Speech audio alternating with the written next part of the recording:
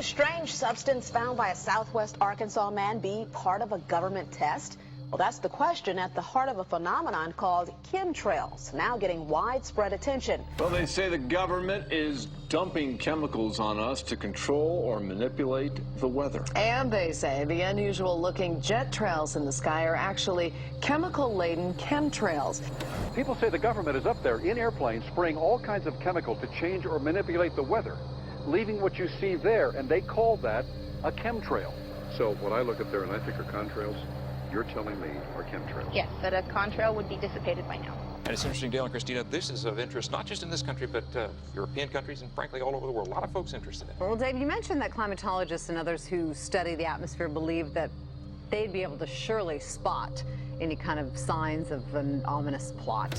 Our journey started in San Diego, California, where thousands of scientists, engineers, policymakers, and journalists gathered for the American Association for the Advancement of Science Conference. One of the topics was the artificial manipulation of the Earth's climate, also called geoengineering. During the meeting, scientists spoke about the plausibility of implementing geoengineering campaigns throughout the world under the guise of preventing global warming. One widely accepted theory was to block the sun by spraying something into the atmosphere. When they were asked about existing aerosol programs, they stated clearly that no such programs have ever been implemented. But strangely, these proposals sounded exactly like what people around the world are claiming is already happening. When I found out that the American Association for the Advancement of Science was going to be held down here and the main body of topics would be on geoengineering, I had to come. I had to be in on this. I had to hear what these top climate change scientists had to say. And that's the other question about chemtrails and whether geoengineering is being deployed right now without our knowledge. I don't have any personal insight into that, other than to say that I've worked in government at pretty high levels in the White House and in at state government. I'm personally skeptical of that. But obviously, you never know what you don't know. Chemtrails. On the internet, they are cited as proof of the government creating clouds to combat global warming. They claim the American government, with the secret approval of the national government, is covertly using jet aircraft to spray population centres with aluminium, with barium, and with strontium so as to reduce people's immunity and reduce the global population. I'm always a little bit suspicious because the government doesn't seem that capable to do something on such a large scale. That is not rain, that is not snow, believe it or not. Military aircraft flying through the region is dropping chaff. Small bits of aluminum, sometimes it's made of plastic or even talicized paper products, but it's used as an anti-radar issue, and obviously they're up there practicing. Now, they won't confirm that, but I was in the Marine Corps for many years, and I'll tell you right now, that's what it is. And what happens here, military jets, some come out of Key West Air Force Base, and they move off into the atmosphere, and they drop mylar strips. Some could be a little wider, some are small glass fibers that are coated in aluminum. And what the Air Force does is they take their military jets and they dump these out of the aircraft, they fall into the atmosphere, and some take as much to a day to fall down.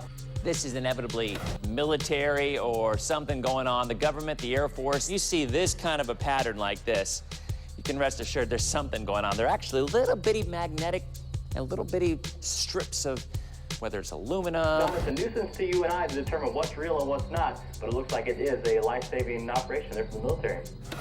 The apparent motive behind this conspiracy theory is one world government. Order, I cannot hear. Mr. Speaker, I want to assure the House that both my ministry and my colleague, the Minister of Health, who have received correspondence on this issue, that this conspiracy theory does not have an iota of truth, and that the trails observed from aircraft simply come from jet engines. Question number 9 of order. And I think what an appalling example it is of the new Foreign Affairs spokesperson for the Labour Party that she's spreading conspiracy theories about the United States government. I think the House has heard sufficient. It is called geoengineering, fighting global warming by putting a chemical dust in the atmosphere and reflecting harmful radiation back into space. We take geoengineering to mean deliberate, large-scale intervention in the Earth system.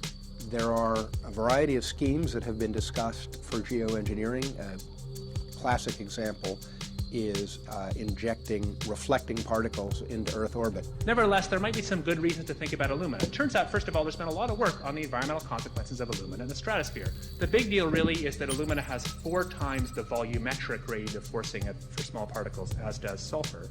And that means you have 4 times less surface area for the same radiative forcing. And this is a much bigger deal. You'd have roughly 16 times less the coagulation rate. And that's the thing that really drives removal. So you could get away, we think, with much smaller mass fluxes. So that's why we see things like in the use aircraft patent from '89, they talk about aluminum. And that's why we're seeing in the surface water samples aluminum. And here's David Keith saying that aluminum has 4 times the reflective volume surface area. So they'd like us to think that we're talking about sulfur, but here they slipped up and let it out that aluminum is 4 times better to achieving their ends, and it sounds like it's going to be one they don't want us to know the effects of. The little picture is from a nanofabrication study, which shows you can make very high quality, and do this in just a jet in a very simple way, make high quality alumina particles just by spraying aluminum vapor out, which oxidizes. So it's certainly in principle possible to do that, and there's a big literature that's already looked at that. And you could do that by either building new versions of these aircraft or even re-engineering existing aircraft. So there's some ideas of that. So you go to an engineering firm and you want this done. They don't say this is hard or unusual. They say, okay, yes, we could do it. Aerosol geoengineering looks like it is so cheap that the cost is basically not going to be an issue. That means that implementation decisions will be risk-to-risk decisions. The risk of doing it against the risk of not doing it. And it makes the problem of how we govern it fundamentally harder and different and novel. So I've told you that it's cheap to deliver materials to the stratosphere, and I'm convinced that's true. I don't think that will change. But I think the more we do research, the less easy this will look, the more complicated the environmental effects will look. And that's a good thing, because right now it looks too easy. So I think that if we do more research, we're likely to find out that it's harder and more complicated than we thought, and that the side effects are harder to manage, and that's a healthy outcome that will make it easier to do the management. Of course, the opposite reaction is possible. It's an empirical question, how people will actually react to knowledge about this. Another reaction is to say, if these crazy scientists are so concerned about putting CO2 in the atmosphere, they want to think about these things, then that might actually mean we should be more serious about the risks of CO2 in the atmosphere. And by the way, it's not really a moral hazard, it's more like free riding on our grandkids. And by the way, it's not really a moral hazard, it's more like free riding on our grandkids. Numerous air quality studies, including from CARB, California Air Quality Resource Board, have named submicron-sized particulates as being particularly harmful for human respiration.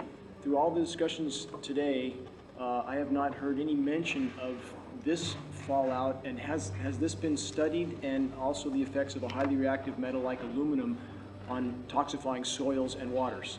The question is, what would be the effects of these materials on human health if they came down into the stratosphere, in particular small particles and aluminum? So the collaborators of mine working on the aerosol scheme are actually folks from Carnegie Mellon who focused on human health impacts. And while we haven't published it, that was the very first thing we did, was do the order of magnitude calculation in level pencil and paper, but with an expert on human health impacts about whether there could be an issue. And for aluminum or other particles, there are a lot of toxicological things that need to get looked at seriously. But if you're just thinking about the sheer number of particles and the human health impact of small particles, the answer is, well, we haven't published it. That was the first thing we looked at with some of the leading experts who do epidemiological research on human health impacts, and it's not even close to being an issue. Clarify, so 10 megatons of aluminum dumped into the atmosphere would have no human health impact. So let me be more careful here. We're to separate out the toxicological. So the alumina, we've only begun to research and published nothing. Alumina, we've only begun to research and published nothing.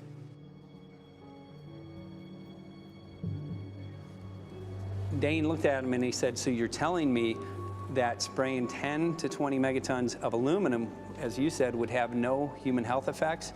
He took a deep breath and he swallowed and he said, let me be more careful here. We haven't done anything serious on alumina, and so there could be something terrible that we'll find tomorrow. We haven't looked at it. And that, for me, that was the whole main point of what is going to be coming out to the public. It's the damaging effects of aluminum that are being found around the world in massive amounts. Here's David Keith confronted on this very issue, and he looked, you know, at that point like they just let the cat out of the bag. Mm-hmm. We haven't done anything serious on Illumina, and so there could be something terrible that we'll find tomorrow. We haven't looked at it. They're proceeding because they have an agenda that's separate from trying to thwart this crisis of global warming. You know, there's obviously several other objectives, whether it's depopulation, control, weapons aspects, communications aspects, all kinds of things, you know, wild cards that we know nothing about.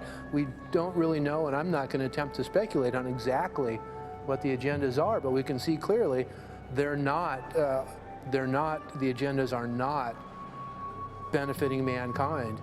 You know, it's benefiting the agenda of the elite.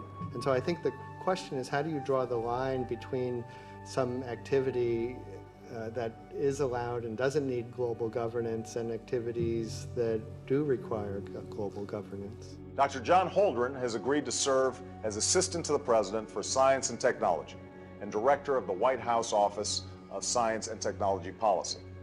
I look forward to his wise counsel in the years ahead. My personal opinion is that we have to keep geoengineering on the table. We have to look at it very carefully because we might get desperate enough to want to use it. So what would we do if in year 2040 or 2060 there's a severe climate crisis, say widespread famines or Greenland sliding suddenly into the ocean?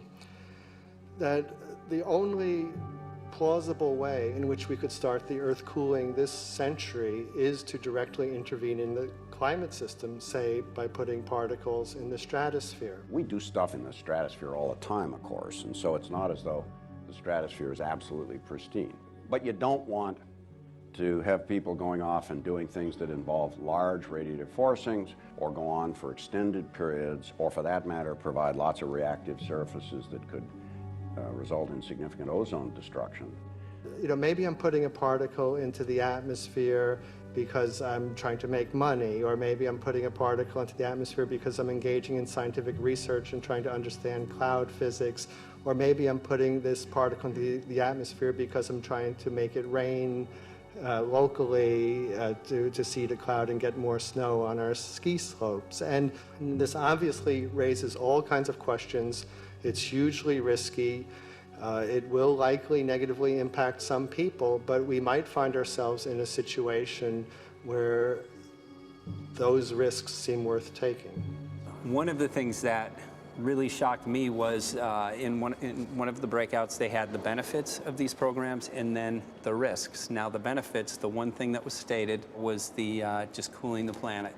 You know, some of the risks were ozone depletion, droughts in Africa and Asia. I got to tell you, I came away from this experience after listening to these scientists for 4 days of symposiums, really concerned, because it's clear now that they are justifying, rationalizing, and looking to legitimize some really, really horrible impacts, further impacts on our environment. And they're basically formulating the sales strategy and the implementation and oversight strategy and the funding strategy.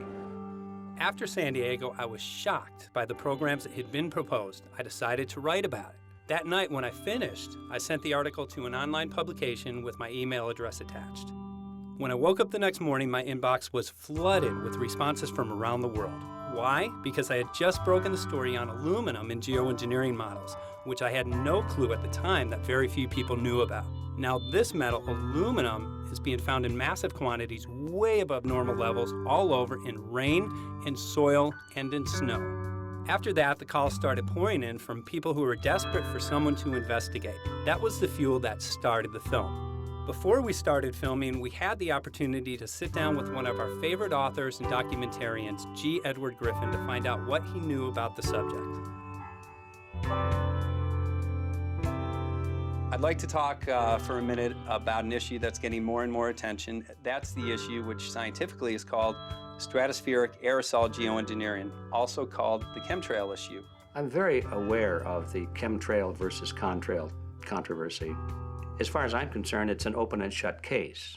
I have been watching the development of jet travel from its very beginning. I used to live near the Los Angeles airport. Remember when the first jets came in and landed, man, they made a big noise. We never heard a noise like that before. And we used to go down and sit at the end of the runway and watch these jets come in and take off because it was a novel experience. I've been watching jets all my life. When I know about jet contrails, I've watched them. They're vaporized moisture, ice crystals, and they get out there in the atmosphere, and then they effervesce and evaporate and then disappear, and you can see them. Plane moves along, and the little white trail follows right behind it, and usually about 10 or 20 lengths of the plane or thereabouts, and then it's gone. And you can still see them that way, by the way, once in a while. So there goes a contrail. These other things we're talking about are not at all the same phenomena at all. These planes go by, and they billow out this white smoke, and it covers the sky from horizon to horizon. It doesn't dissipate at all. And they crisscross each other. And you see this thing cover the sky and turn it milky, and then people start having trouble breathing, and then you hear stories about the aluminum and barium deposits that they're picking up and the residue. And you put it all together, and I don't see how anybody who's got their eyes open and their mind open can come to any other conclusion but that somebody is spending a lot of money and effort to spray the planet. The question is, why? I have my own theories, but I hope that there will be some good investigative reporters go out there and get us the answer. I know that whenever it's finally discovered, and it will be, the people who are doing it will undoubtedly say, oh, well, we did it for you folks. It's for the greater good of the greater number. It's for the society. It's probably to prevent global warming, or maybe it's to inoculate people against some kind of a dreaded biological attack. We can't go around shooting everybody in the arm, but we can spray them and save their lives. You see how good we are? We're doing it for the benefit of society. I know they're going to, whatever it is, they're going to say it was for your good, but mine. Think if we had the ability to steer hurricanes, and the hurricane was going to slam into New Orleans.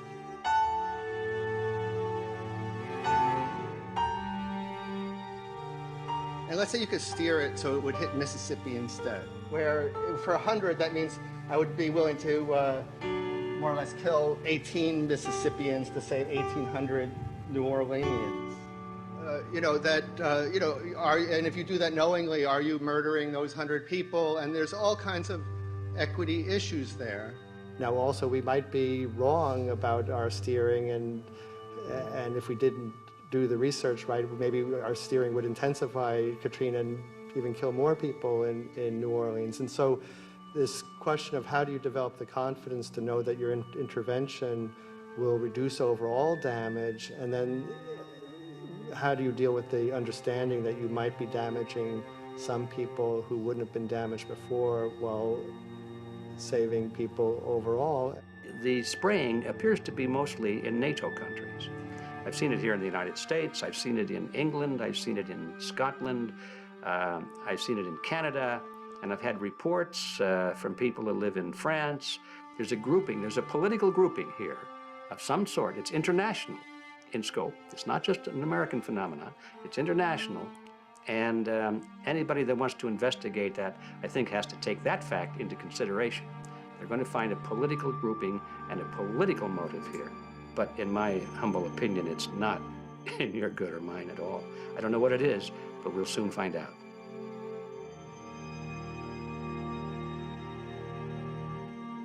I'm sure that if you follow the old advice, which is follow the money, you'll come to the answer sooner or later. Soon we realized that we all shared the same need to get this information out there, to share with the public, to let people know what is being done. Ed felt so passionately about the issue, he offered to help us. Well, the main thing now, since it looks like the budget is going to be met, is to get it done well. We don't come off the tree knowing any answers at all. Yeah, we're not scientists. We're just asking questions, exactly. And we've got to be very skeptical about the answers. That's it's totally accurate, totally honest. Why can't people see this? They're not hearing it. They don't know. The facts are not being presented to them. We're very lucky, you know that? Look at this opportunity that's been dumped on us. I know. Opportunity. This is going to... Yes. This this is going to be a battle, I know that. Challenge and a battle, but I mean, why are we here if it's not for that? We're going to go to a short break with DJ Foxy. Can't go to get hold of morrow, so it's going to be you for the moment. I'll call him again. So. Sounds good. I saw the sky crisscross with chemtrails, and I can't remember if it was in LA or I was on the road, but I had looked up one day, and I thought, look at that. That's not the flight path, man. That was a grid, a regular grid over the city, and I couldn't believe my eyes. Milky white clouds. And, you know, it all seems very obvious, and now the evidence of what we have on the ground with the aluminum, the barium, strontium, and with what we see in the patents and what the geoengineers say are going to happen, I mean, for the everyday Joe, this is a slam dunk. This is a very delicate moment for the powers that be, because they're taking a covered-up operation like the tropospheric aerosol program, or chemtrails, Project Icarus, whatever. It's had many names over the years. And they're making it over into a geoengineering scientific shield to deflect sunlight, because global warming's out of hand. So at this very moment, the belly of the beast is right above us with no armor. Whether people believe in chemtrails or not, the geoengineering should be scary enough. And when people learn about geoengineering, chemtrails will then become apparent, because they're the same. So you're talking about global conspiracy here. Geoengineers propose doing this on a global level. Off to Redding, California. Guess this is the second step after the AAAS meeting. We'll see what we find.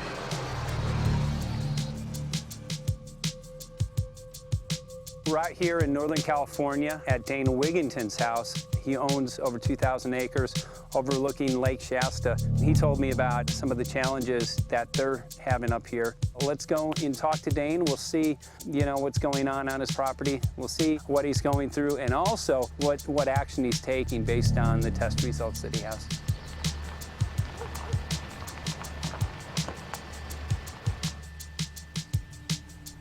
As you know, I have a background in the energy fields.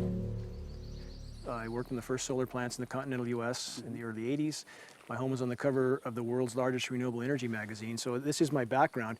My goal has been to alert the public there is a mountain of toxic material falling on us, period.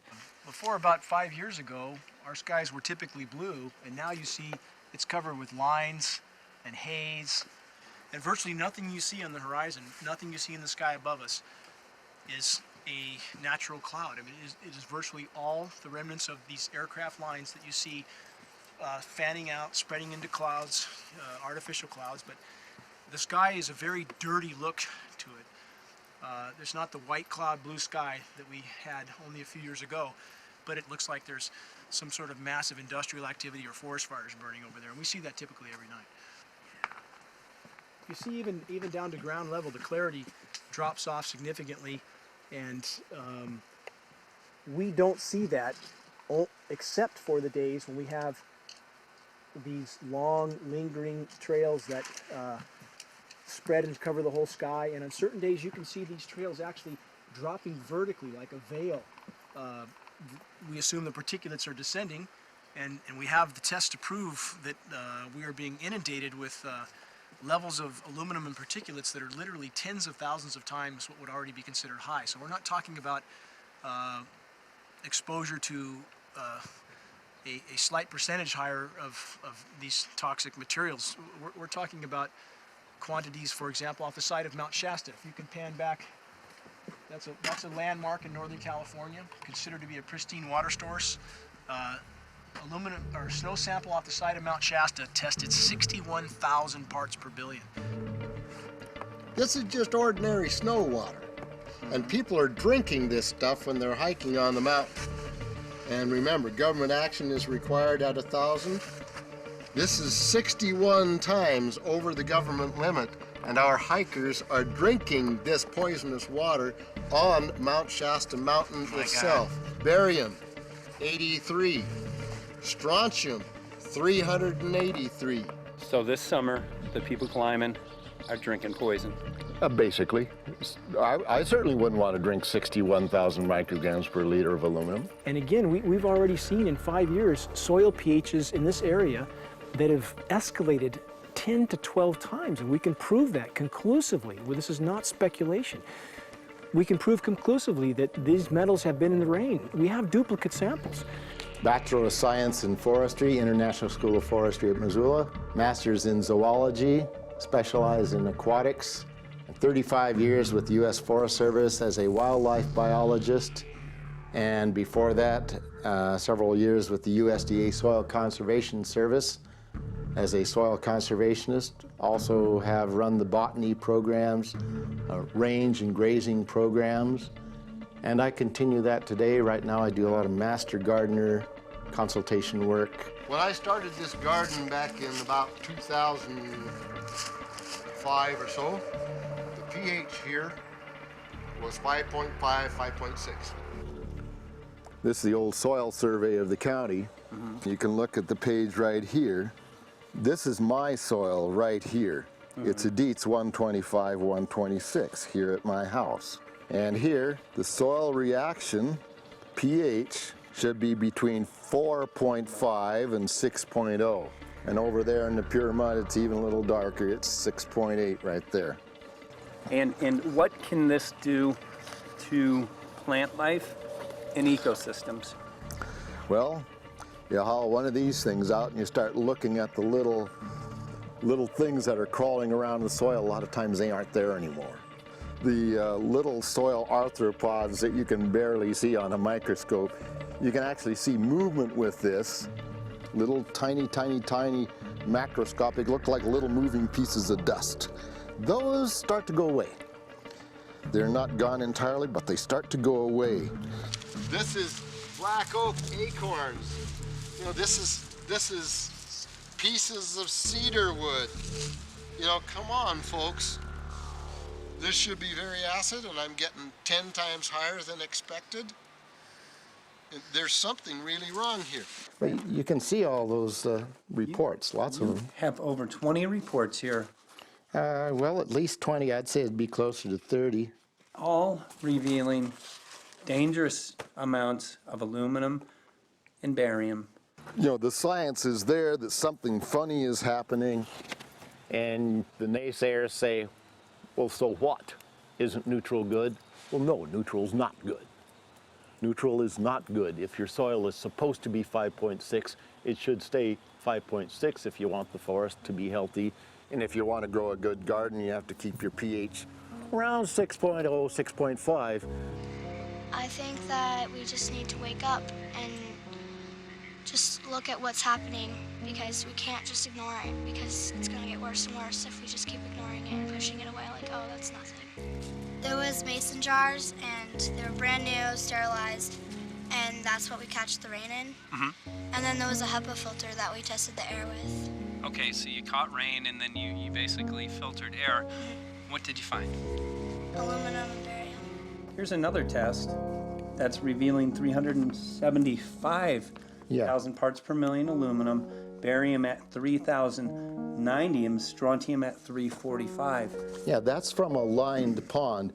With EPDM fish-safe pond liner, there is no chemicals, manufacturing materials at all in that pond liner that's available to the aquatic life. It's designed for that purpose.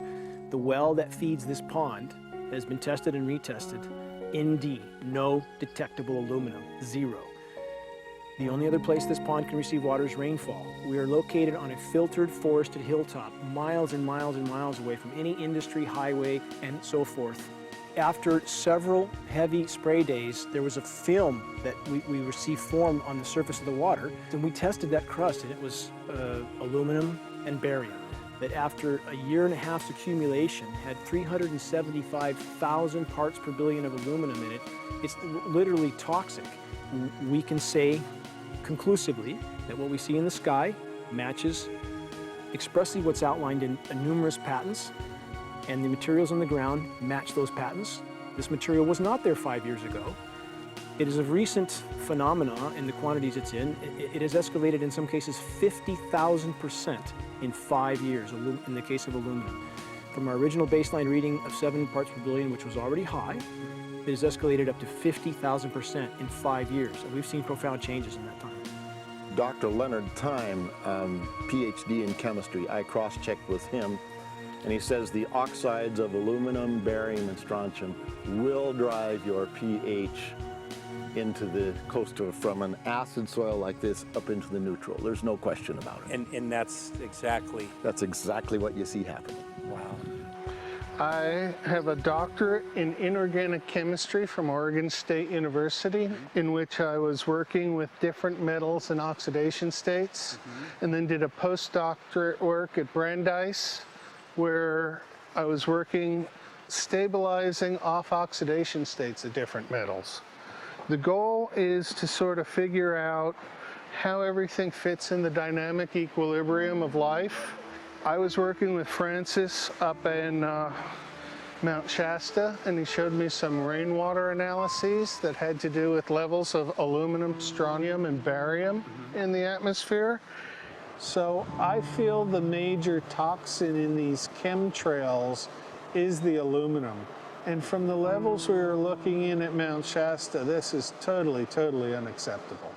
When you get to metals and biological systems, you're no longer talking about the bulk aluminum that people think about when they're drinking from soda pop cans and that. So once it gets to the aluminum oxide stage, it just forms a plaque within your arteries and shuts down life. When you take elements that normally aren't out in the environment and you start putting them in the environment, it raises some serious red flags. Aluminum is a very specific, nasty and biological systems. It takes that site and it never lets go, and it shuts down the site, and that's it. And so as you accumulate aluminum over time, it causes major neurological damage because it ends up as aluminum oxide that's essentially stuck in place and can't be flushed out by normal systems. At the core of everyone's condition, there's always some level of toxins. And aluminum is known to have cancer-causing effects. The half-life is decades. I think that we should be working on taking more of these toxins out of our environment instead of adding more toxins in. It's very concerning that if we add more toxins to our environment, that will be increasing the rates and risks of cancers. Even one patient is not worth it. So sad that they would consider putting aluminum in our environment to affect something when they could be causing so much more damage. Wherever the material is coming from, it is there. The amount of metal falling on us cannot be disputed. Absolutely, this is not speculation. The amount of metal in the last 4 years, as I said, have increased to a degree of thousands of times, and California Air Quality Resources Board has studied the aerosols from China. These metals are not amongst them. Mike, the reason I've chosen to focus so primarily on this issue is I feel all other issues are secondary. What could be a greater priority than not being able to walk out your door and take in a breath of air without sucking up heavy metals? If our land base is being poisoned, if our waters are being toxified, what will we have left to work with? Whatever we choose to focus our time and energy on, whatever our political beliefs, that this is a common ground for all of us. We must have air that we can breathe that's not full of toxic chemicals and metals. We must have water that's not completely laden with whatever is being emitted from these aircraft. And if people stopped to consider that the atmosphere is as thin as a layer of paint on a basketball, it is an extremely thin layer that allows life to exist on this planet. To simply treat it as a physics lab and experiment with it until it is broken beyond repair is folly of unbelievable proportion. And if people understood that this sort of experimentation not only is going on, but has been going on for a very, very long time. Going back 50 years, there's been countless climate manipulation, weather modification programs that the vast majority of the public is completely unaware of. And if they think that this is not true, that certainly that somehow they would have known if it was occurring, I would ask them to look at things like Agent Orange and the things that governments do because they can, because there's no one to stop them, because they have these huge military machines that want to control everything. And in fact, the government's own document, perhaps you may have seen, it's available to any online, is called Owning the Weather, an expressed goal of our government, and not just our government. He told the Associated Press that the American government has created weather tampering techniques so that the New World Order will be able to starve millions of Americans and to control the rest. There is weather control techniques. Number one, the entire patents on the equipment. Number two, Senator Claiborne Pell's complete statement and story of his own that not only does it exist, but that we even utilize it as far back as the Vietnam War. Well, Murph, We're going to do what we can. let's see what we can do. You got the scientists behind you. The scientists are with you, so at least this scientist is with you. I may not have $1 million budget, but I've got enough to show that something's dreadfully wrong. You got it. All right. So Arizona will be this Monday, the 21st. Senator Johnson up in Show Low. So we're going to be in the car a long time.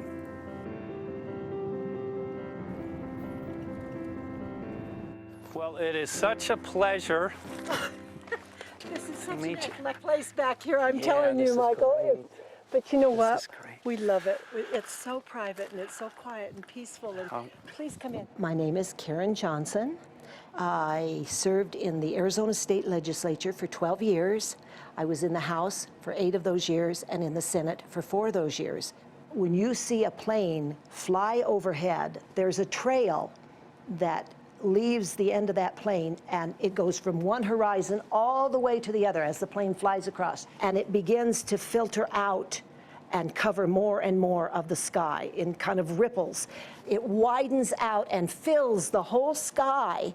I mean, how could anybody think that that was the case? And then to live and to be underneath that and know that whatever is in that is falling down upon you and upon your animals and upon the earth. And I mean, it's frightening to me. And if people don't start really waking up and facing the fact that we've got people that are doing terrible things to us, and we had better wake up and fight back now. I mean, I'm the mom of 11 kids. I've got 35 grandkids. I mean, I've got a stake in this. I care about what is going to be left for my children. I care about it, and I'm extremely worried about what is going to be left to them.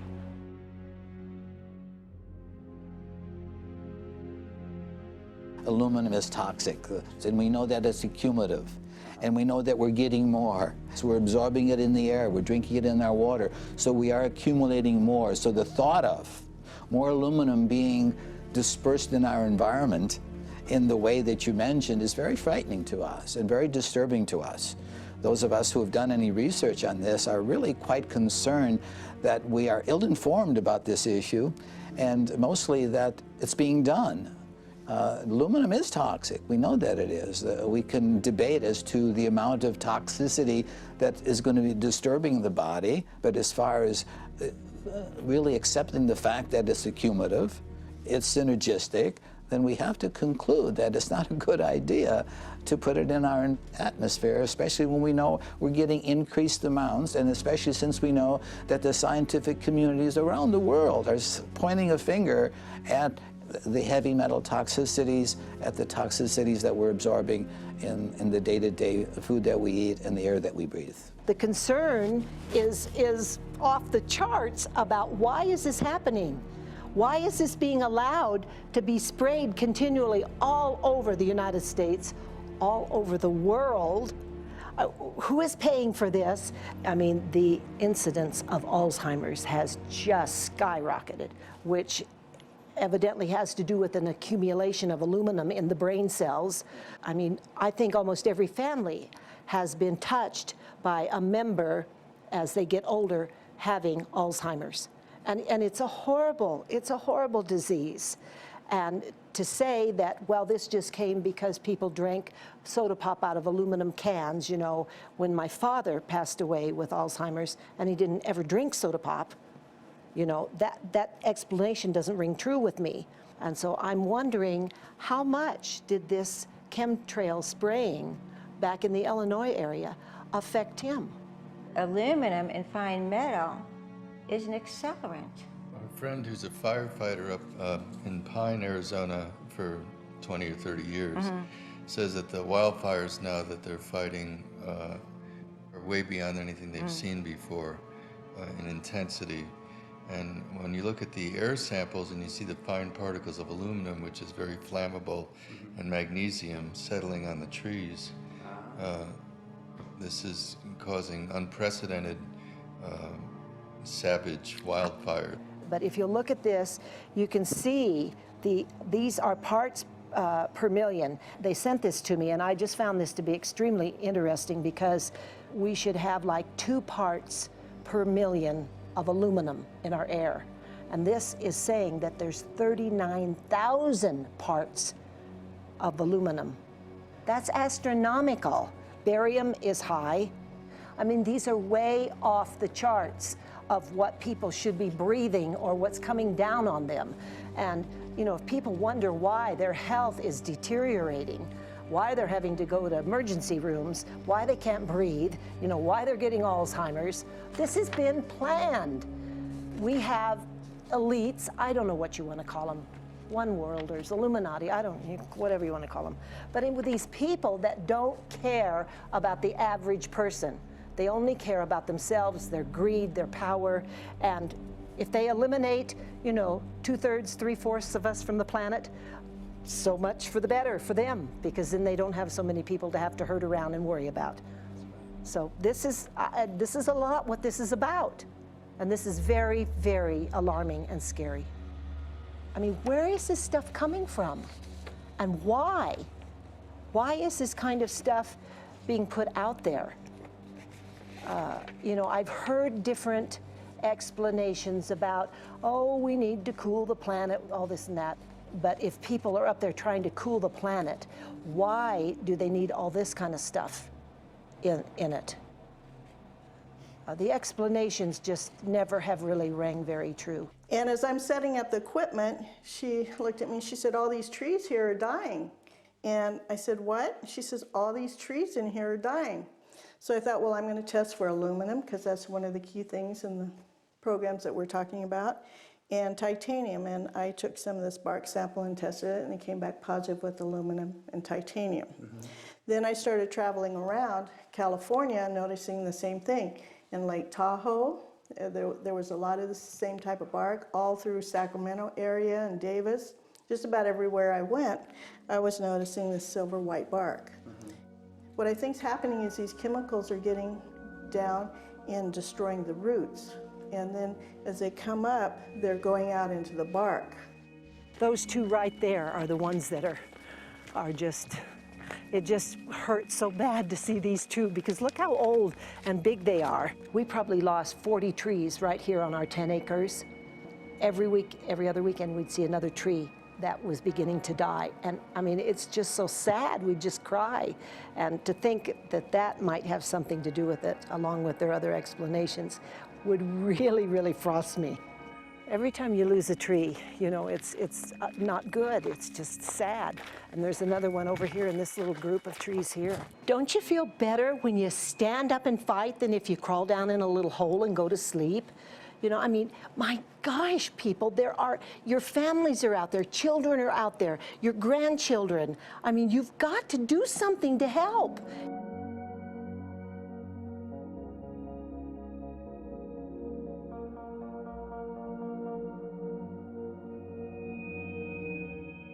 My greatest hope is to get people to question. And hey, if they don't wake up while we're there, I'm hoping to plant some seeds. We're going to the most beautiful place on the planet, Hawaii, to see what's going on, collect some data.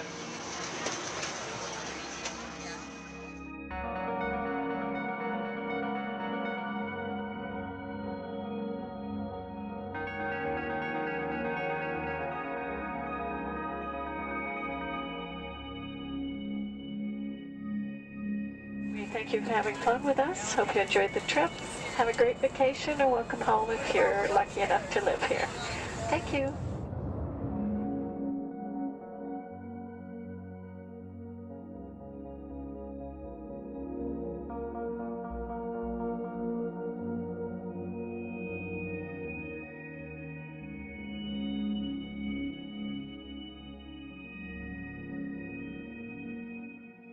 The whole valley's off the grid, so it's either solar, wind, or generators.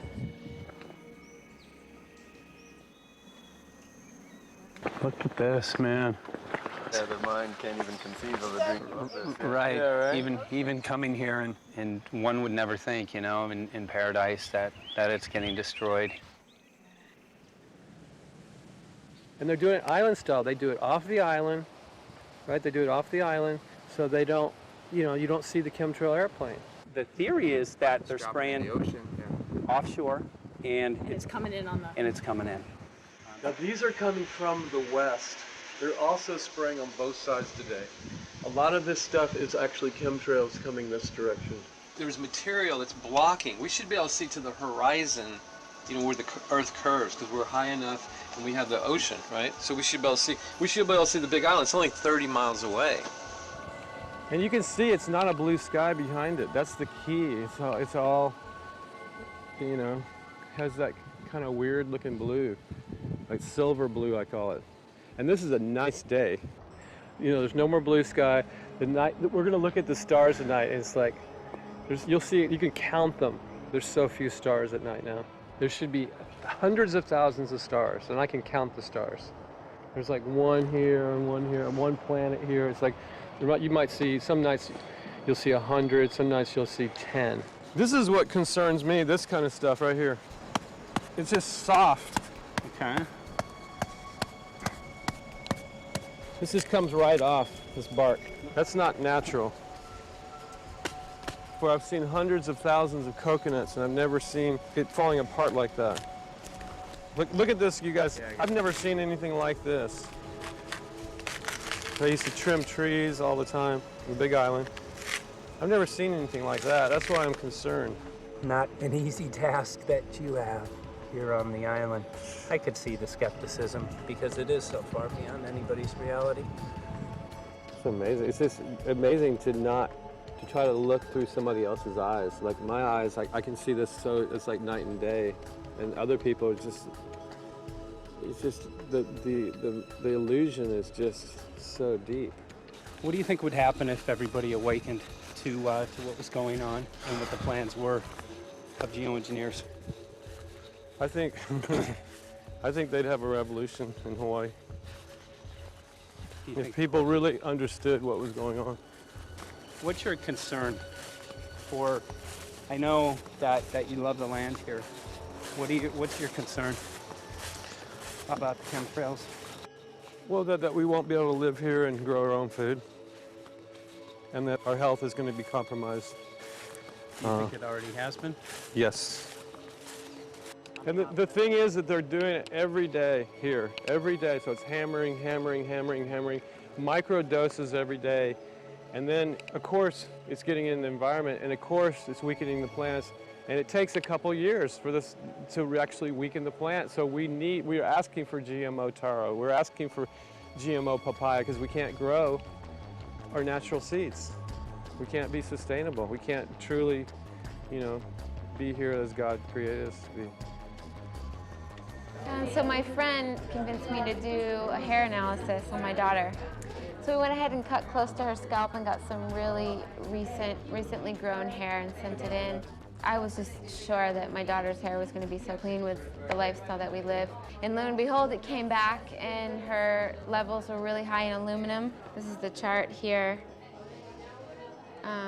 This is the reference range, and this is where my daughter is, 23.1. Aluminum. The skies are covered with a white mist, and I look up at night anymore and I don't see the deep, dense stars that I used to, and I can't help but think this obviously has something to do with my daughter's health. I don't know where else these heavy metals are coming from. Yeah, I mean, look how old she is. Yeah. She's been isolated here. Here, and she's... Here. Anybody looking at the situation would be like, this is paradise. This child should be like superhuman. Organic farm. And here you are getting all this heavy metal stuff. She has highest level aluminum on the chart. Never had a vaccine either. Folks, these people are playing God. They are playing God. They're manipulating the weather, and they're spraying stuff into the sky. They are trying to geoengineer everything, including your plants and trees and your ocean. Well, tonight, we're just hoping that instead of not looking at it, you start looking into it, because I really believe from the bottom of my heart that we are in a real crisis. I really do. They are proposing dumping 10 to 20 million tons of aluminum into the upper atmosphere. What does aluminum do? It changes the pH of soils, which is toxic to plant life. Also, it's very toxic to human health. Are they doing it? Well, let me tell you about my experience and what we found.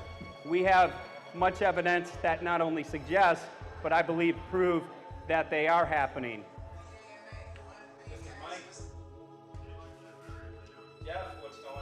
And as I promised, we're joined right now by a very special guest, Michael J. Murphy, currently on location in Hawaii. He's working on a documentary film called What in the World Are They Spraying? Michael, welcome to the program. Great to speak with you today.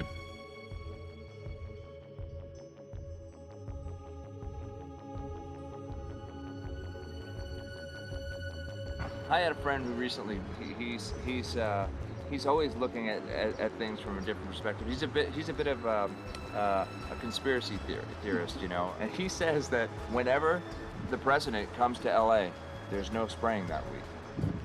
Could you have a better place for an interview? I mean, look. Well, this is being done over our farms and over our things. So basically, they want to eliminate our ability to eat organic food, have clean water.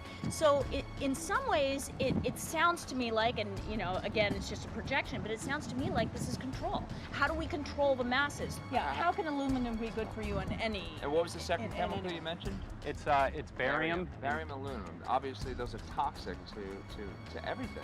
To human health. To human health, to farms, to animals, to everything. 61,000 parts per billion. And there should be a government alert at 1,000? At 1,000, people are drinking this. People that climb the mountain, they're drinking that snow. It's poison.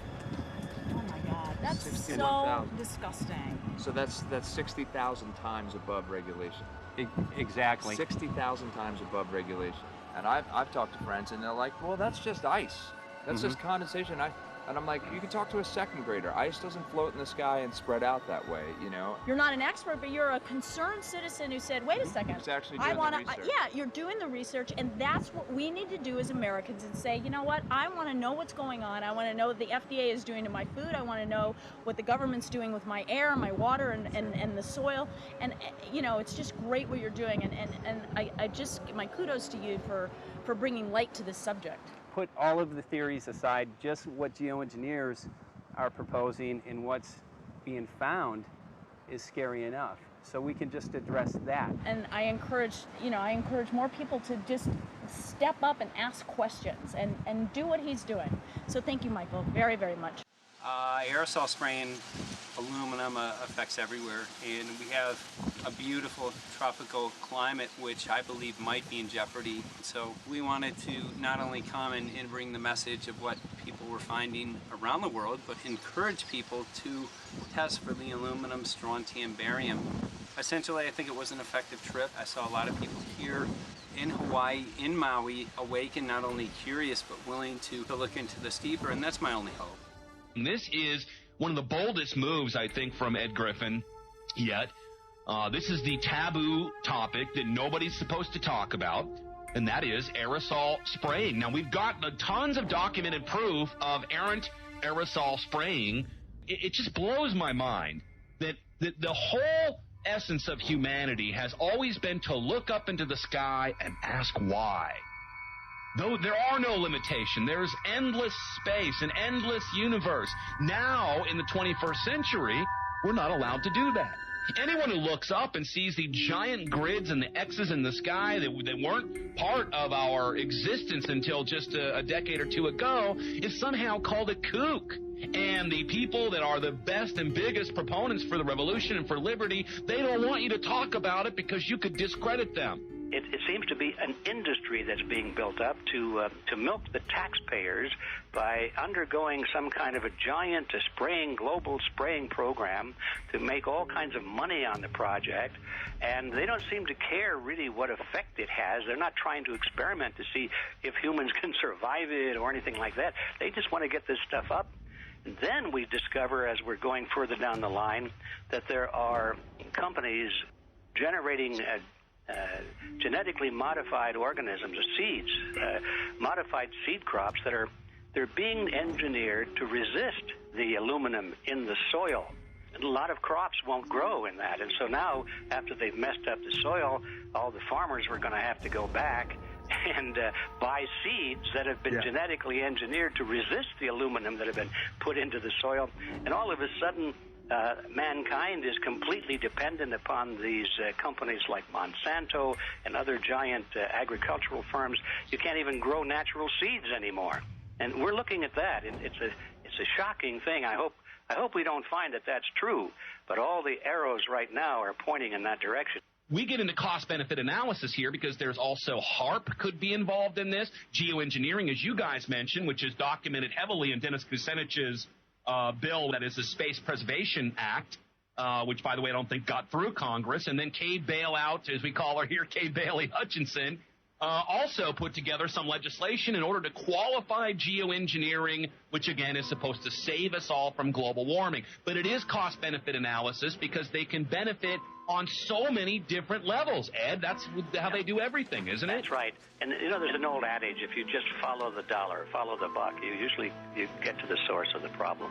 And it looks to me like there's a tremendously profitable industry being built up right now around this concept of geoengineering or weather modification or reducing global warming and all of these other things that can be sold fairly easily to an unsuspecting public.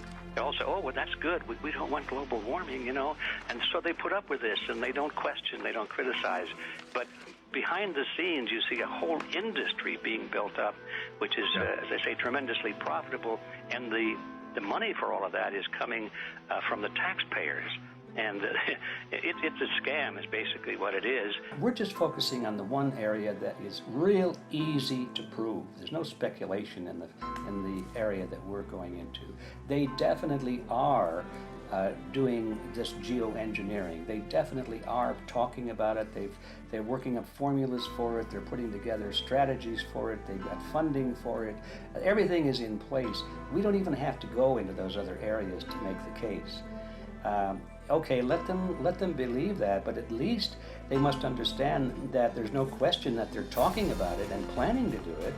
And so shouldn't they be equally alarmed about what they're going to do if it can be shown that barium and aluminum and some of these other toxic metals are very destructive to the planet and destructive to human health? Isn't that enough? You know, how many issues do we need to crank into this? And so, you know, if you're going to kill the planet and kill the population, do we need any other reason to be alarmed? What in the world are they spraying? Thank God people are asking this question. That's all we want. We just want to be able to ask these questions. Our good friend G. Edward Griffin, all these years, Mike Murphy and Paul Wittenberg are doing this great effort with your help. This is a community effort to get people real information. What in the world are they spraying? Any final quick comments before we're out of time? And my only final thought is that we asked the question, what in the world are they spraying? And we now know what it is. And folks, you're not going to like it.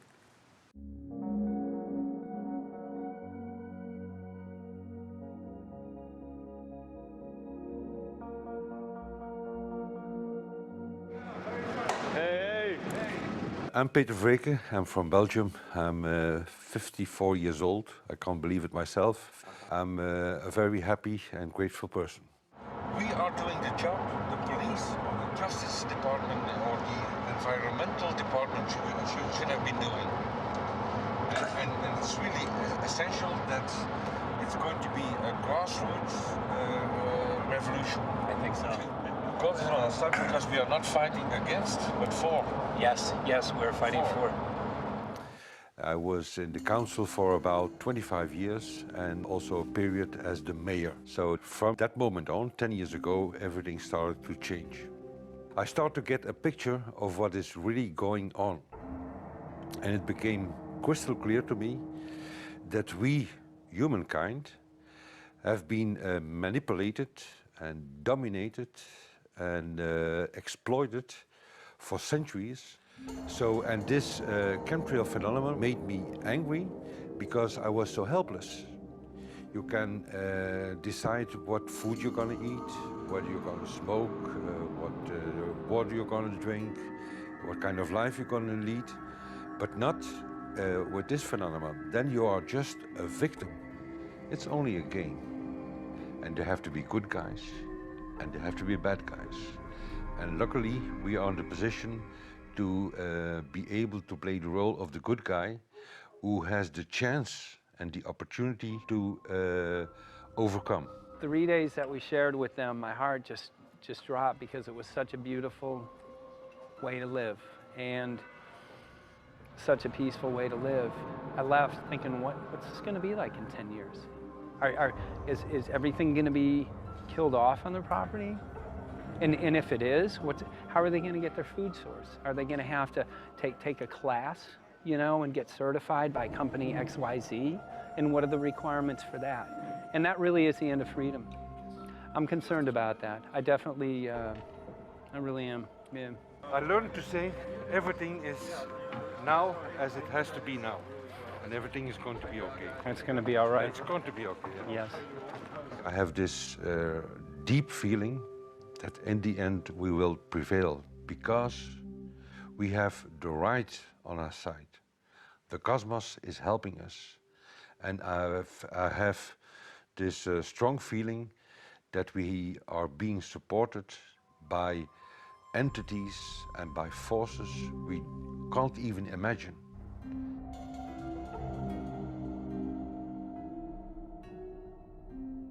Here for the first time we have this scientific proof that we are being spread.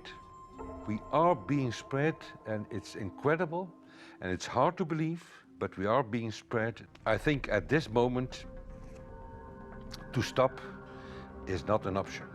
Once you know it and once you have a tool like this and an opportunity like this, that the issue of chemtrails or persistent jet contrails or whatever name you use for it, that this phenomenon is recognized as being real, publicly debated on. In the context of geoengineering, I think it's high noon to bring this to the public. This is what the sky is supposed to look like. These are old paintings. We forgot this, I'm afraid. In the years that I have been a medical research journalist, I have looked at many, many things, and I found the same three issues in whatever I'm looking at. And that is that we are being dumbed down, we are being made sicker, and we are being made infertile. Citizens gathered from around the world in Belgium for the first International Chemtrail Symposium. The event attracted leading professionals, politicians, and activists who discussed the health, environmental, and social implications of these programs. Today it's only going to be about facts, documents, figures, patents, licenses, everything that brings us to the truth. We have no other weapon against this vast complex than exposing and bringing their dark works in the light of the truth. We have the hope that by our efforts, more and more people will become aware of the fact that we are deceived by our leaders. So today, we, as a family, join forces with the people who publicly made known to the world that chemtrails are not a conspiracy theory, but a conspiracy fact. From the Technische Universiteit Delft in the Netherlands. Ladies and gentlemen, please welcome Koen Vermeer.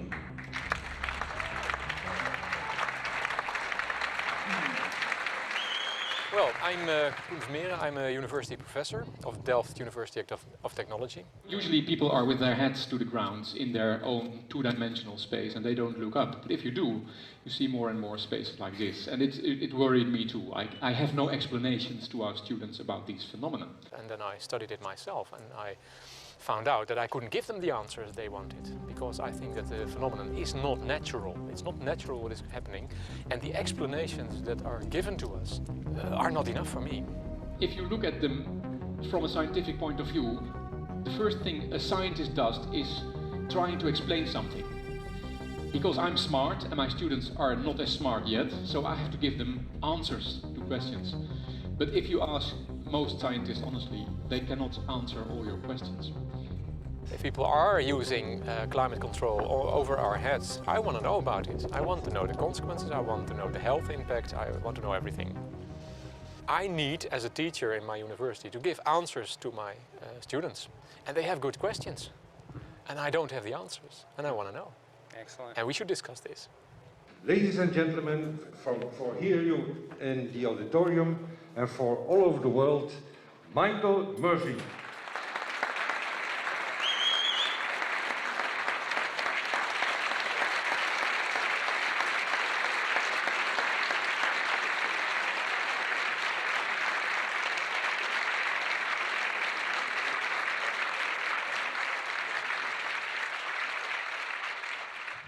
Well, thank you very much. It's definitely an honor to be here in Belgium.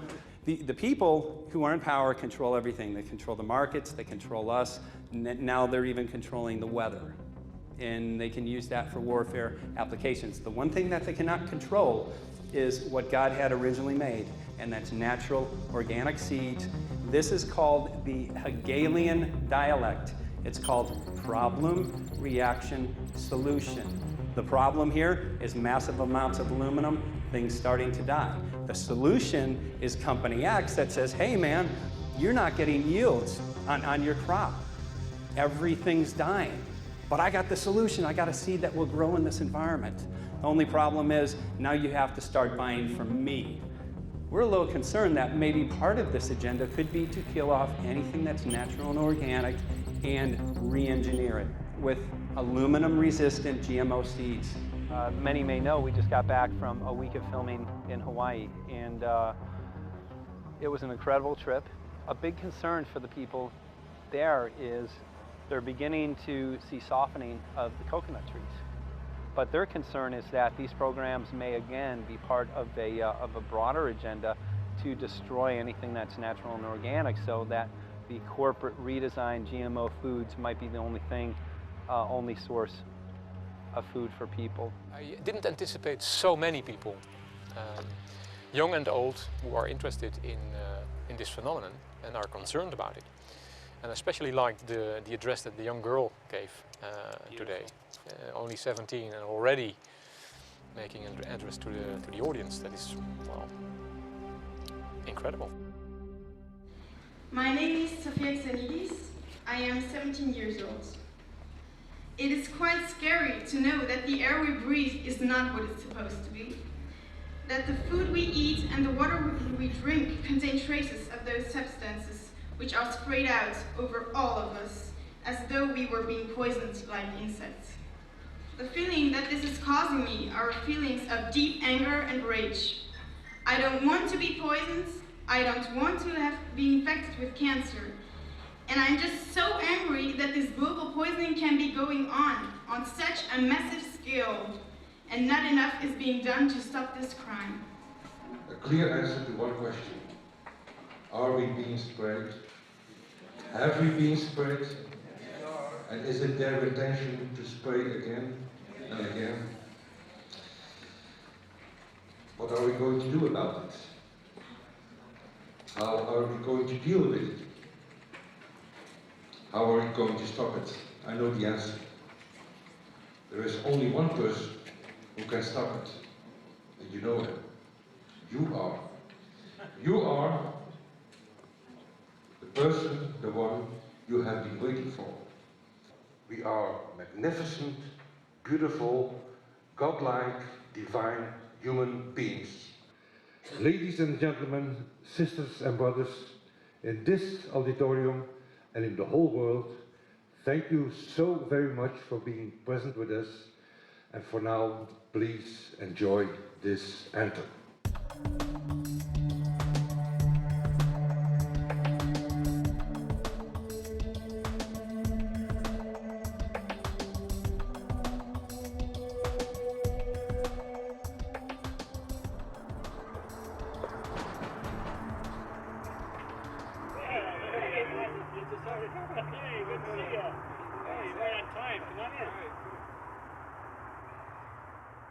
So anyway, I'm glad that the weather's been good for you fellas so far. Just think if we were doing this in the wintertime, you might, if you're going to Washington, D.C., you might run into snow. Thank God we're not. That's right. You know, it's interesting because of the different weather modification programs. There's something like, I think, right around 32 in the continental U.S. alone going on. So the theory is that geoengineering is in part weather modification. You know, Mike, that's a very good point. There are so many subsets connected with this issue of geoengineering. People are writing to us all the time with information about the connection to global warming and the connection to weather modification. Some people think there's a connection with Morgellons disease. Others think it's kind of a means of transmitting electromagnetic impulses from the HARP antenna system up in Alaska and Siberia. Boy, it gets your head spinning. And each area, I think, is worthy of investigation, but we have so little time.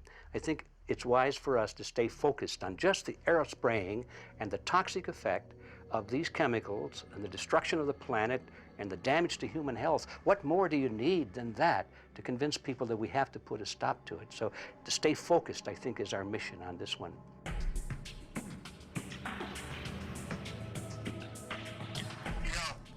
Jeremy, we had an idea. We know that you know the political system real well.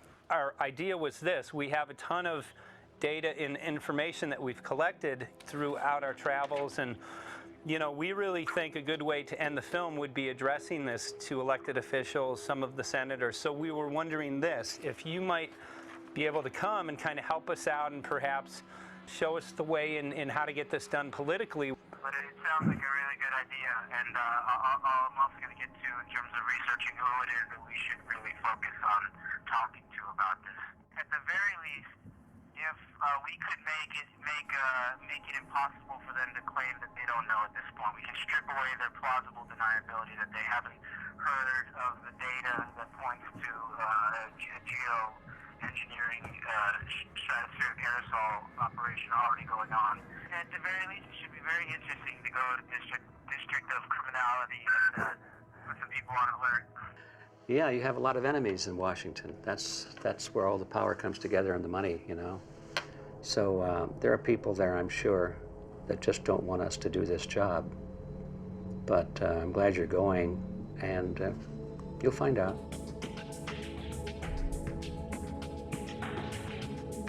We took the data to Washington, D.C. There we presented our elected officials with the following letter. According to the 5th article of the Bill of Rights amending the Constitution for the United States of America, no person shall be deprived of life, liberty, or property without due process of law. But the daily spraying is depriving all persons living within the United States of life, health, liberty, and integrity of our common and private property without due process of law. As a representative of the people of the United States of America, we insist that you do everything in your power to protect us and immediately put a stop to geoengineering spraying at once. There exists no justification, legal or otherwise, to poison the planet and its inhabitants. Now suppose that space aliens arrived on, maybe they're going to land at the UN headquarters down the road here, or maybe they'll pick a smarter spot. But suppose they arrive and they give you a box, and the box has 2 knobs. One knob is the knob for controlling global temperature, maybe another knob is a knob for controlling CO2 concentrations. You might imagine that we would fight wars over that box, because we have no way to agree about where to set the knobs. No global governance, and different people will have different places they want it set. Solar engineering is like chemotherapy. No one wants it. But we all want the ability to do chemo and to understand its risks, should we find ourselves with dangerous cancer. How long does it last up there? The lifetimes are years. What, years? A couple years. And then it what, precipitates out, or Yeah, that's correct. no toxic side effects that we know of? The thing we always wonder about is the unknown. Yeah. So if you're thinking about, say, the acidification, it's clear that's not a problem. There's several studies that showed that. Right. But of course, the concern here is with so little research, there may be some unknown that comes out of left field that bites us. My name's Mike Murphy. I'm a filmmaker in from Los Angeles. We're covering an issue called geoengineering. Okay, thanks guys. Senator, a question about the issue of geoengineering. I'm afraid I don't know what you're talking about. And wondering if you were supportive of geoengineers' proposals of spraying 10 to 20 million tons of aluminum into the atmosphere. I should really get a briefing paper on it before I give an opinion. Oh, not a problem. Are you aware of the issue? Not completely. At all? Because, okay. Do you have a letter from constituents, and people have concerns? Yeah, We're making a documentary about the I don't know, you guys have credentials to be here? Yes, yes, we do. We pass through security as well. Endowed by our Creator. I think so. Please don't touch my property. You're lying. No, why? What did we lie? What did we lie about, sir? No, we're not. What are we lying about? Lying about what? That was a little unusual, huh? I haven't heard that. Okay. You're not aware of it? And it appears that these programs have already been deployed. You know, I haven't looked at that proposal, and so, why don't you let me review it? I can do that. Are you aware of? Actually, I'm going to go. Yeah. Let me go ahead and get that. I will take a look at this, and I will act accordingly. General, this program, this openly covert program of the aerosol spraying, stratospheric aerosol spraying, geoengineering, using tons of aluminum, spraying it up in the sky. I have no idea what you're talking about. Okay. Commonly called chemtrail survey. When you were the head of NEMA, did you see the aerosol trails? Mike Murphy, filmmaker in Los Angeles.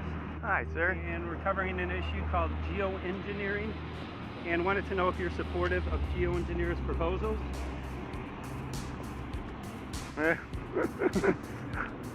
Congressman? Hey, Congressman. I'm wondering if you're supportive of geoengineers' proposals, which is dumping 10 to 20 million tons of aluminum into the atmosphere. Pardon? Okay. You make an appointment to my office. I'm not supportive of it. I haven't looked at it close, so I don't. Have you heard of the issue? Because it's becoming mainstream in public, and there are actually congressional committees which are being formed to talk about these programs. Mm-hmm. Yeah. Well, I think when we drop anything into the atmosphere, we should know prior to the effect of that, right? Yes. And if we don't have the knowledge as to what the effect will be, we shouldn't do it. I think there are 4 different options for thinking about deployment of geoengineering. The first one would be we just ban it. I would argue that one does not want to get too firm a restriction in place on small-scale studies early on because it'll tie the science hands. I think what the science community ought to be trying to do is say, you do small-scale stuff inside this space, and it's a scientific question what that space ought to be, there shouldn't be a lot of oversight and restriction. Congressman? Excuse me. Hi, I'm Mike Murphy from Los Angeles, covering an issue called geoengineering. These guys are running from the geoengineering issue. I wonder why. I'd have to talk to my staff. I don't know what your details on that are. Have anyone made you aware of the issue, or? Sir? Congressman, your committee talked about geoengineering last November. Are you in support of those proposals? I'd love to give you a paper. Which? Geoengineering? Or you know nothing about the geoengineering issue? Never heard of it. They call it geoengineering, but yeah, I never heard of it. It's nothing I've ever heard anything about. I mean, when we looked up in the air today outside of the sea, we saw this stuff going on. Quickly, have you heard of geoengineering? No. The proposal is to shoot 10 million tons of metals into the air. This committee, Science and Technology, covered it for the first time. No, I've never heard of it. So we were very concerned. How you doing? I'm fine. How are you? So what? We spoke with Congresswoman Watson's office, and her press secretary, Ms. White, was familiar with Representative Kucinich's Space Preservation Act, which mentioned chemtrails and the weaponization of the atmosphere and space, and then it was pressured to be taken off the bill. Did you see the aerosol spraying going on today over the Capitol? Congressman? Geoengineering carries with it a tremendous range of uncertainties, ethical and political concerns, and the potential for catastrophic environmental side effects. He's not one to do interviews very often, not unless we usually really pressure him into it. Okay. So don't, all that is, don't hold your breath. As chairman of the Committee of Jurisdiction, I feel a responsibility to begin a public dialogue and develop a record on geoengineering. We want to know if you're supportive of their measures by spraying 10 to 20 million tons of aluminum into the atmosphere? No, I think we need to have more research. Okay. And about the issue of current deployment, there's literally a mountain of evidence that many people believe proves the deployment of these programs. Any knowledge of that? No, there's certainly not a mountain of evidence, but I do support research into geoengineering, and I also support looking into the international governance of that. Okay. I hope anybody that has studied it knows, at least I think, that it's a radical proposal, and I hope we don't have to use it, but there may come that point in time where we do. Now, if we could provide you with the evidence that suggests that these programs are and have been ongoing, would you be willing to address this publicly? We've had about 3 or 4 hearings on it. We have addressed it publicly. Well, not about the proposals, but about the current deployment of these programs. Citizens. I don't support the current deployment. I think we need to have more research, and they have consequences that go beyond one nation. And so I think that there needs to be governance to that. Governance is not simply an issue of deployment, but governance before deployment in terms particularly of large-scale scientific fieldwork. I concede that on this subject and in general, it's not popular to talk about global rules. And when these people started talking about the need for UN Security Council oversight, a supranational environmental security enforcement with a strong mandate by the UN, it really is clear that they're looking for a global power behind the manipulation of the environment. But I do think it needs to be sort of an international kind of treaty that does tie and bind all nations into a common fate. It is a common fate. And unfortunately, it's not just big governments that could do this. It is small governments. It is billionaires probably could figure, I'm going to save the world all by myself, and I won't bother to mention it. How do we decide when there's a planetary emergency? Whose hand is on the thermostat? How do we decide when to start it? There's no way to do that right now. And what if we do start doing it, and then by some problem with the technology or with the will, we can no longer do it? In a year or two, the aerosols will come out of the atmosphere and temperatures will shoot up at a rate much faster than it's going up now. And it's that rate of change that's hard for us to adapt to. So once we start it, we'll be sort of locked into doing it for a long, long time. And so that, and with basically no end in sight. Boeing would pursue this to make a profit, right? I mean, the financial motivation to do this. Let's see. So let me not speak for Boeing. Is that allowed? Okay. Yeah, well, it is what it is. No, but it's someday, if the U.S. is going to decide to do this stuff, they're going to look to a company who can do it, and you want to be positioned. Boeing would rather be get it than Lockheed Martin. So certainly we have an industrial base that helps the country take on technologies and large-scale challenges like national defense. And we do that both for a profit motive as well as, I think, as a national service. So I think it would be truly disastrous if, you know, we discovered a few years from now that there was a black program that some government had stood up to sort of learn on the quiet how to do this. It's pretty clear you can cool the planet, but you will not and cannot bring it back to exactly the same climate state you started with. So you may or may not, and I expect we'll have a lot of back and forth about how useful it is to ameliorate the risks of climate change. I think there's a good evidence it probably is useful, but we don't know. But it certainly can't get you back to exactly the climate you started with. I think everybody agrees with that. Do you think you'll see deployment in our lifetime? Let me say I hope not. Al? I would agree. I hope not. I hope Very not. agree. Okay. I see this as something like an evacuation plan.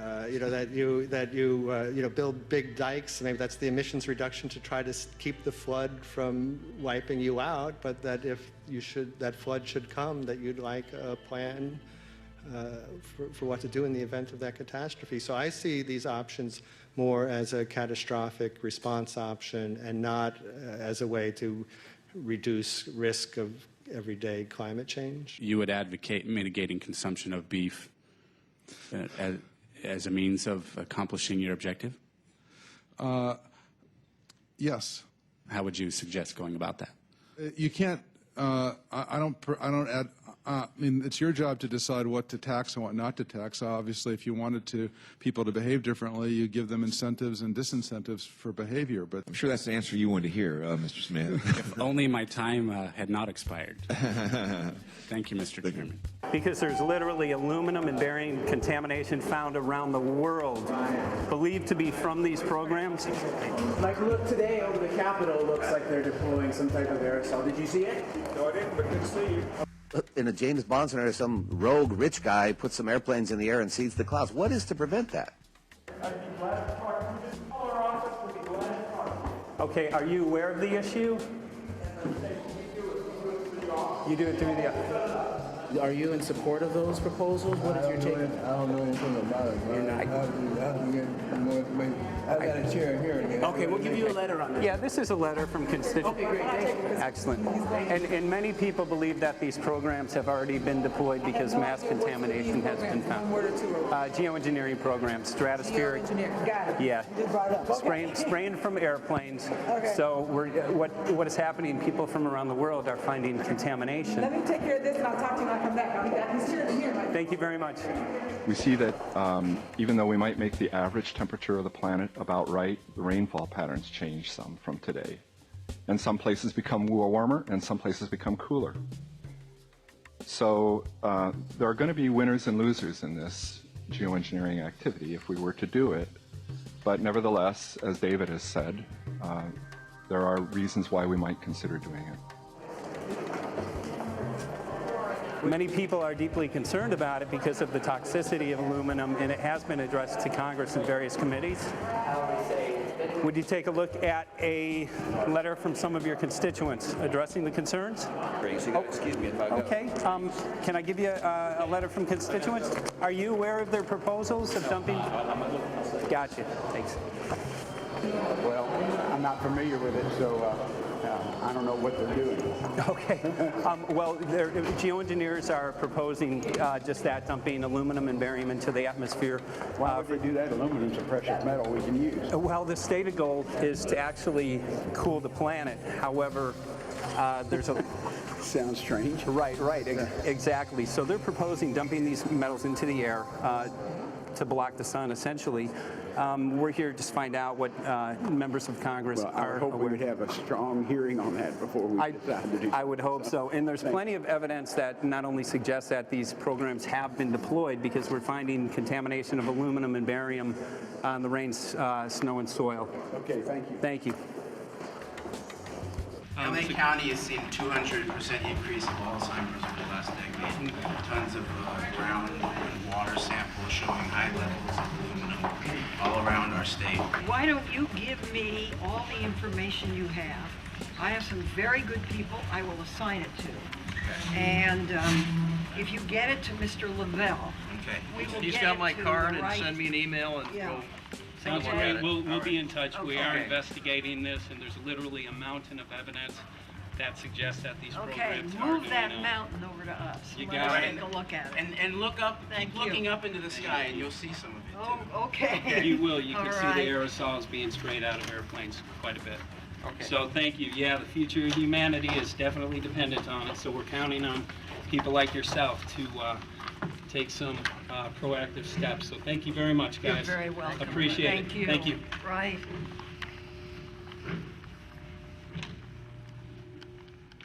A lot of Congress was running down the hallways to avoid answering any questions, looking for doors in the hallways. So apparently the war is against all of us, and we're all in a hostage crisis. People who took an oath to uphold and defend the Constitution are not only know this is happening, are participating in this. And all of us have a duty to stand up and speak out about it.